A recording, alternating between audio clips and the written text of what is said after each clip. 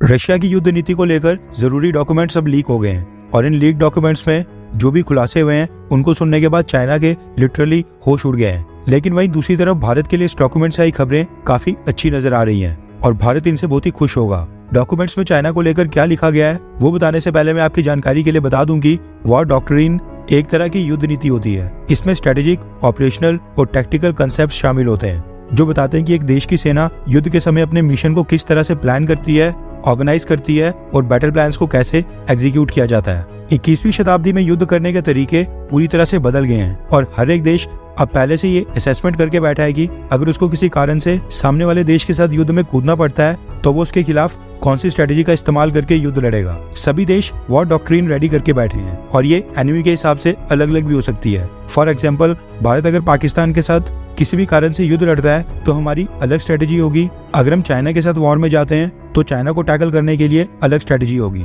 और अगर बांग्लादेश या फिर म्यांमार जैसे देशों के साथ युद्ध होता है जिनके पास न्यूक्लियर हथियार नहीं है तो उनके लिए भारत अलग से स्ट्रेटेजी बनाएगा। अब सेम तरीके से रशिया ने भी चाइना के लिए युद्ध नीति बना रखी थी जो कि अब लीक हो गई है। वेस्टर्न देशों को लग रहा था कि रशिया बस उनके ऊपर ही न्यूक्लियर वेपन्स का इस्तेमाल करेगा, लेकिन हैरानी वाली बात यह है कि रशिया के सीक्रेट प्लान में चाइना का भी जिक्र है जिसमें कहा गया है कि अगर चाइना के साथ युद्ध जैसे हालात बनते हैं तो रशिया चाइना के ऊपर भी टैक्टिकल न्यूक्लियर बॉम्ब से हमला कर सकता है। रशिया की सीक्रेट युद्ध नीति साल 2009 से लेकर 2014 के बीच में बनी थी और इस लीक डॉक्यूमेंट में चाइना के ऊपर हमला करने को लेकर भी जिक्र किया गया है। और ये तो हम सबको पता है कि साल 2009 से लेकर 2014 के बीच उस समय भी रशिया में व्लादिमीर पुतिन ही प्रेसिडेंट थे। लीक डॉक्यूमेंट्स में कहा गया है कि चाइना रशिया के फार ईस्ट रीजन के ऊपर कब्जा करने की कोशिश कर सकता है। ऐसे में चाइना को रोकने के लिए रशिया अपने न्यूक्लियर पावर्ड वेपन्स का इस्तेमाल करने से पीछे बिल्कुल नहीं हटेगा। इस बड़े खुलासे के बाद अभी तक चाइना ने चुप्पी साध कर रखी है और इस सीक्रेट डॉक्यूमेंट को लेकर अभी तक चाइना के विदेश मंत्रालय की तरफ से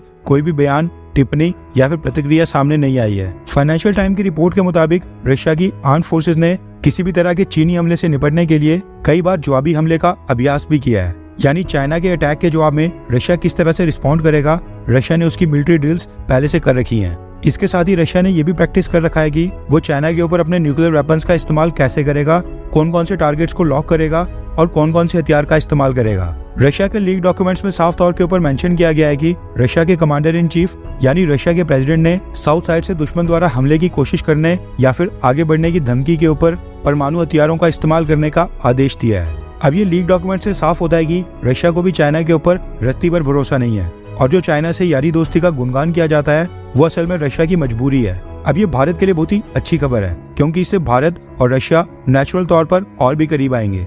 यूक्रेन युद्ध के बाद रशिया और चाइना दोनों देश ये दावा करते हैं कि उनके बीच जो दोस्ती है उसकी कोई भी सीमा नहीं है। अब देखना ही होगा कि रशिया के सीक्रेट प्लान्स के खुलासे के बाद चाइना की सरकार इसके ऊपर क्या कमेंट करेगी। देखा जाए तो रशिया ने अभी तक यूक्रेन में न्यूक्लियर वेपन्स का इस्तेमाल बिल्कुल नहीं किया है। युद्ध को 2 साल से ऊपर हो गए हैं क्योंकि यूक्रेन के पास न्यूक्लियर वेपन्स है ही नहीं और यूक्रेन रशिया के कंपैरिजन में ज्यादा ताकतवर भी नहीं है। लेकिन चाइना रशिया को बराबर की टक्कर दे सकता है। रशिया का भारी नुकसान करके फार ईस्ट रीजन का एक बहुत ही बड़ा हिस्सा अपने कब्जे में ले सकता है। इसलिए रशिया ने चाइना का इलाज करने के लिए अपने न्यूक्लियर वेपन्स का इस्तेमाल करने का फैसला किया है। खैर, आपको क्या लगता है कि क्या रशिया और भारत की दोस्ती ज्यादा पक्की है या फिर रशिया और चाइना की? नीचे कमेंट करके अपनी राय जरूर बताएं।